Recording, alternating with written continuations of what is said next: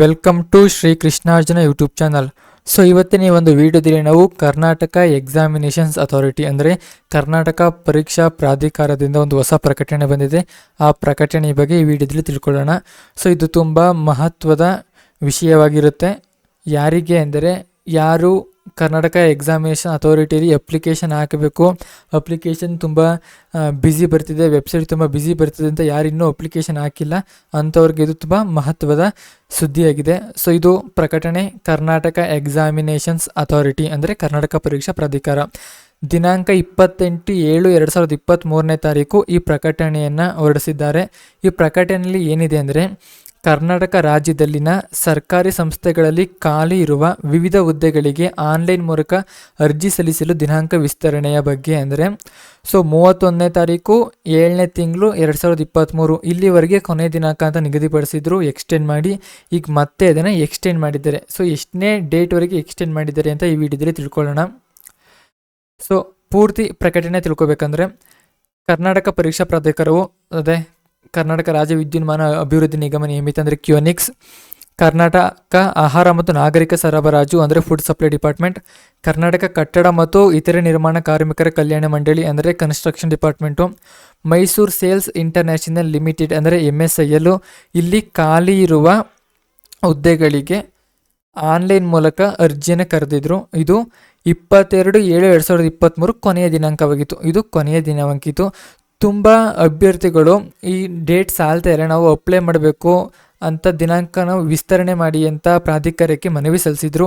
ಆ ಕಾರಣದಿಂದ ಪ್ರಾಧಿಕಾರ 17/7/2023 ಒಂದು ಪ್ರಕಟಣೆ ಹೊರಡಿಸಿತು. ಈ ಪ್ರಕಟಣೆಯಲ್ಲಿ ಏನಿತ್ತಂದರೆ 31/7/2023 ನೀವು ಅರ್ಜಿಯನ್ನು ಸಲ್ಲಿಸಬಹುದು, ಇಲ್ಲಿವರೆಗೆ ನಾವು ಅವಕಾಶ ಮಾಡಿಕೊಟ್ಟಿದ್ದೇವೆ ಅಂತ ತಿಳಿಸ್ಕೊಟ್ಟಿದ್ರು. ಎಷ್ಟನೇ ತಾರೀಕು?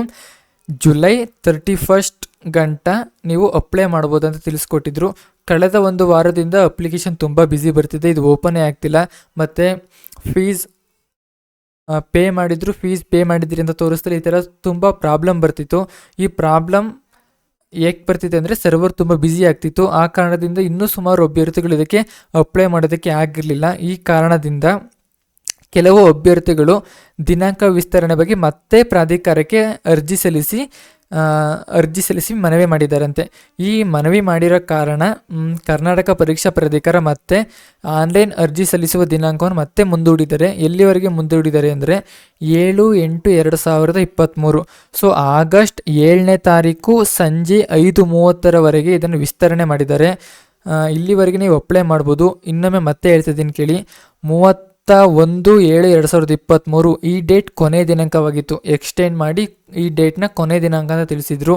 ಈಗ ಹಲವು ಅಭ್ಯರ್ಥಿಗಳ ಮನವಿಯನ್ನು ಸ್ವೀಕರಿಸಿ ಕರ್ನಾಟಕ ಪರೀಕ್ಷಾ ಪ್ರಾಧಿಕಾರವು ಇದಕ್ಕೆ ಆನ್ಲೈನ್ ಮೂಲಕ ಅರ್ಜಿ ಸಲ್ಲಿಸಲು ಆಗಸ್ಟ್ 7ನೇ ತಾರೀಕಂಟ ಎಕ್ಸ್ಟೆಂಡ್ ಮಾಡಿದ್ದಾರೆ. ನೀವೀಗ ಆಗಸ್ಟ್ 7ನೇ ತಾರೀಕಂಟನೂ ಅಪ್ಲೈ ಮಾಡ್ಬೋದು. ಟೈಮಿಂಗ್ಸ್ 5:30 ಆಗಸ್ಟ್ 7/2023 ಸಂಜೆ 5:30 ನೀವು ಅಪ್ಲೈ ಮಾಡ್ಬೋದು. ಅಪ್ಲೈ ಮಾಡಿ ನೀವು ಫೀಸ್ ಪೇ ಮಾಡೋಕ್ಕೆ ಕೊನೆಯ ದಿನಕ್ಕೆ ಎಲ್ಲಿವರೆಗೆ ಕೊಟ್ಟಿದ್ದಾರೆ ಅಂದರೆ 10/8/2023.